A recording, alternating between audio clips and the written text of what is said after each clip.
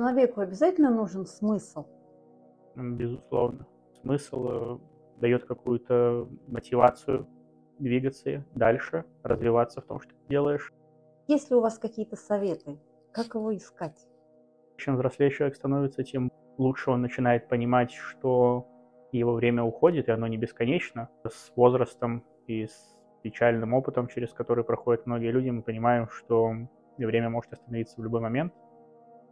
Поэтому я думаю, что смысл он появляется сам.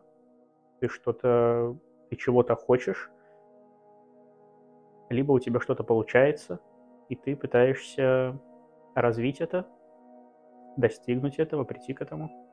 Наверное, искать смысл не надо. Искать смысл можно только перебирая виды, так скажем, деятельности, где тебе что-нибудь интересно.